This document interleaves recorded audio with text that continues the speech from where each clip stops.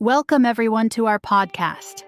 Today, we're excited to talk about traveling and exploring dream destinations. Traveling is one of the best ways to learn and grow as a person. That's right, Ada. Traveling helps us experience new cultures, try different foods, and meet interesting people. It's a wonderful topic, especially for those learning English. Exactly. And improving your English skills while talking about travel makes practice fun and useful. Today, we'll share useful vocabulary and tips to describe your travel experiences clearly. Let's start with some key travel words, like itinerary, which means your travel plan or schedule. For example, I always prepare my itinerary before I visit a new place. Another useful word is landmark. A landmark is a famous or important place, like the Eiffel Tower in Paris. Spotting landmarks helps you explore cities better. Yes, and don't forget souvenir. A souvenir is something you buy to remember your trip. Many people like collecting souvenirs from different countries.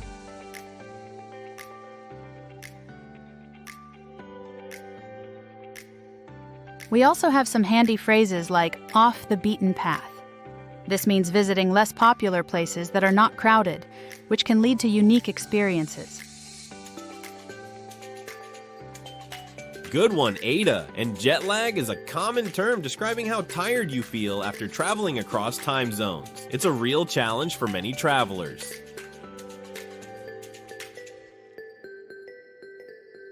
Now, thinking about travel conversations, it's common to hear people describe their bucket list. This is a list of places they want to visit before they die. Exactly. When you talk about your bucket list, you can say, I hope to see the Great Wall of China someday. It shows your future travel goals.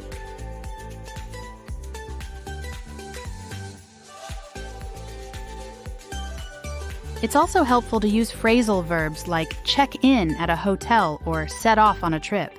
These make your English sound natural and conversational.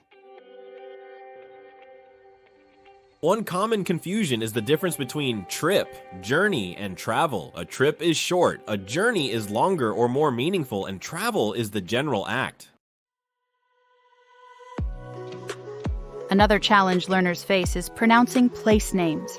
For example, Paris in English sounds different than in French. It's good to listen carefully and practice.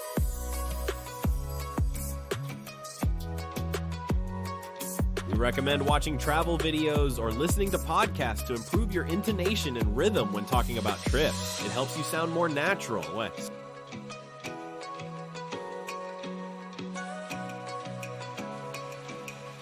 Also, remember to use body language and tone when sharing travel stories. Excitement with your voice and gestures makes your story more engaging and clear.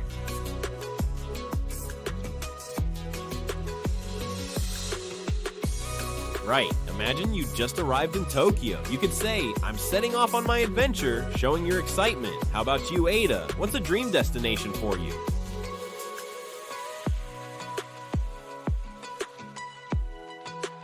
I dream of visiting New Zealand. The landscapes look amazing, and I'd love to explore the nature trails and beaches there. What about you, Jake?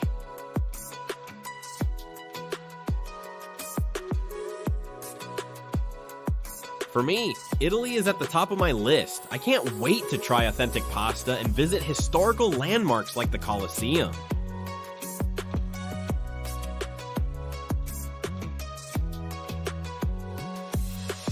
To wrap up, remember to practice key travel words and phrases. Try using them in your conversations to become more confident when sharing your travel stories.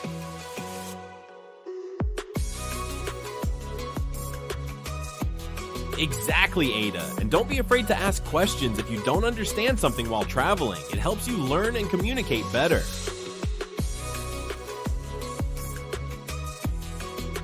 Keep exploring and learning every day. Travel can be an amazing teacher if you use it to practice your English and meet new people around the world.